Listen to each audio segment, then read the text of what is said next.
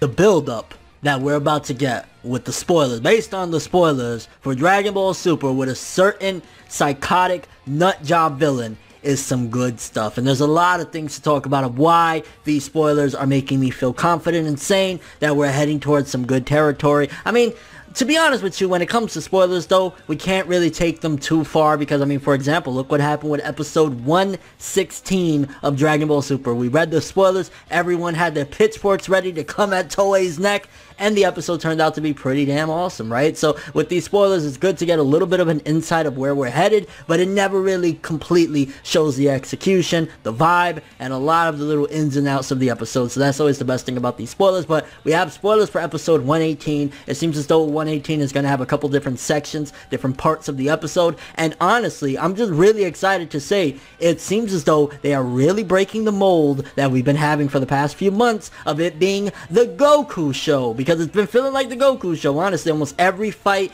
everything is having something to do with Goku in a major way. Now, there is a little bit of Goku in these spoilers, but it's nowhere near, you know, centering around completely of Goku's going up against Jiren, Goku's going up against Ribrianne. Like, it seems as though it's slowly breaking away from that, which is great again, because as much as we love Goku, this is a tournament of power. There's tons of fighters involved. Why has it just been focusing in on Goku? You know what I'm saying? So that's been a little bit of a pet peeve of mine. And again, based on these spoilers and what we've been having the past couple weeks, seems as though we're starting to again get away from the Goku show. But without further ado, let's jump into these spoilers and see what's about to go down. Dragon Ball Super episode 118 on December 3rd. Tragedy closes in on the vanishing universe. Gohan and Piccolo's tough fight. Gohan and Piccolo struggle against Universe 6 warriors, Saunel and Purina, who are attacking with everything they've got. That's why Piccolo comes up with an attack strategy that their enemy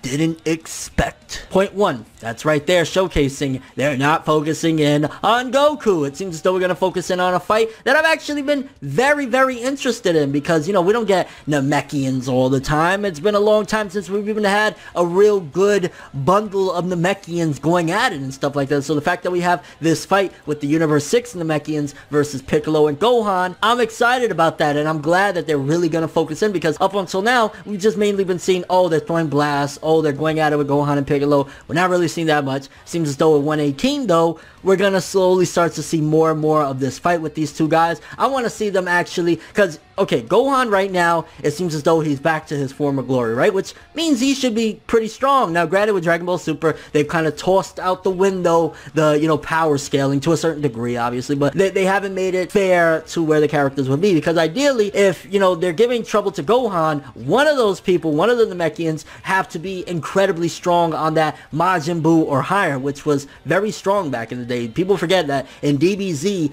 Majin Buu was the final villain and the pinnacle power of that series in particular. Now, obviously, Super with Beerus and so on and so forth kind of made Majin Buu not seem that strong, but that was still a very strong power. So, ideally, with Gohan, if he's back to his former glory of power, one of these Namekians have to be very, very strong, but more than likely, they're going to make it seem as though Gohan and Piccolo are even in strength, and these Namekians are somehow even, which doesn't really make much sense, but I'm still excited because, again, I want to see some Namekians throw down. I want to see some green buff motherfuckers go at it, and it seems as though we're going to get some good stuff there, also with some strategy. I really enjoy when a fight has strategy. That's one of the things that makes a series like Hunter x Hunter, for example, very, very, you know, notable and respected, is that the strategy, it seems as though Piccolo is going to be busting out some strategy on these Namekians. I hope, though, that these Namekians actually are really going to pull out some, you know, incredible feats and showcase why they're giving somebody like Gohan a challenge, because if they're not incredibly strong, or at least one of them is incredibly strong, then Gohan should be able to solo these people, right? Gohan, if he's back to his former glory, he's probably as strong as the strongest version of Majin Buu during the Majin Buu saga, but again, we just got to see where it goes. But again, I'm just glad, one, that it's not the Goku show with that part of the episode at the very least. Two, we're about to see some Namekians throw down, and three, we're about to see some strategy going into there, which I always think is a great thing to have a really good fight.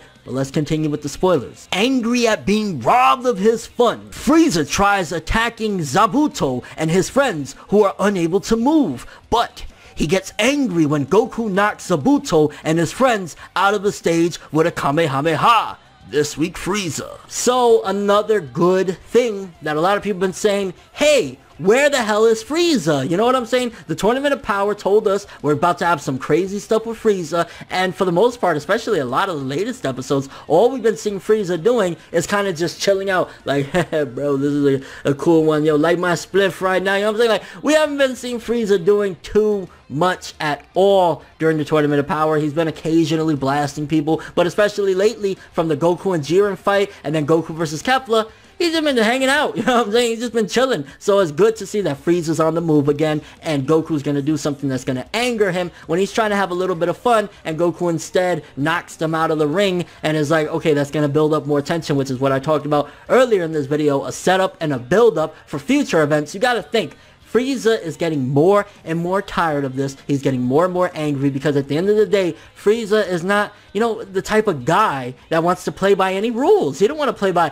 oh, you got to knock him out the ring and no killing is involved. No. Frieza wants blood. Frieza wants to decapitate motherfuckers. He don't want to play by no rules. So the fact that, yet again, Goku is spoiling his fun by jumping in there and eliminating these guys that he's having a good time, just kind of probably torturing the living crap out of them, it's going to be good build up and setup that Frieza, possibly even before the tournament ends, being honest, knowing Frieza's character, he might just flip and say screw it all, because how much can this man take when he wants to be evil? He wants to be Dr. Evil up in here, and they're not allowing it. So this is going to be another little pin in the anger that is Frieza. Frieza's eventually, again, it's starting to make me really feel he's going to flip before the tournament's over. He's not going to be able to contain himself. He's not going to get his wish of coming back, although it would be interesting if Frieza actually gets his way, and with the Super Dragon Balls, whatever they use that for, but Goku collects Earth's Dragon Balls and brings Frieza back, and then we have him out waiting in the wings for arcs to come of maybe him training up and then coming back for his revenge on some real stuff, not on that Resurrection FBS where they were just kind of kicking him around. Like,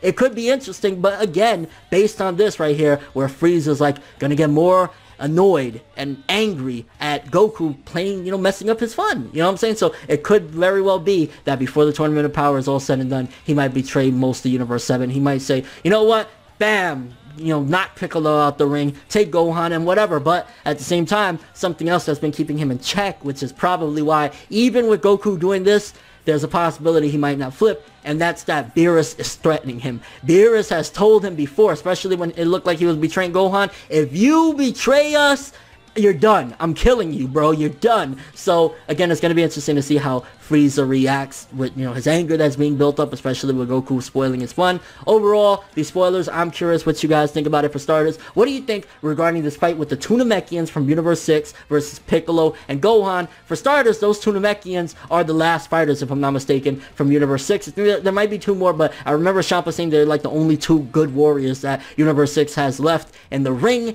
Do you think that one of them is really, really strong, or is just yet again going into that route of power scaling really doesn't matter? Because again, technically, if Gohan's back to his former glory, he should be way stronger than Piccolo, and if these Namekians aren't all that much, he should be way stronger than these Namekians. Or if these Namekians are a great deal and they're close to Gohan's former glory, Piccolo shouldn't even be able to be in this equation. He should be getting bodied. But then again, maybe that could be the reason why he's coming up with strategies. So your thoughts and expectations on the fight of the Universe 6 Namekians versus Piccolo and Gohan. Also, your expectations and predictions on Frieza. Do you think that this is going to be the nail in the coffin that makes Frieza say, you know what?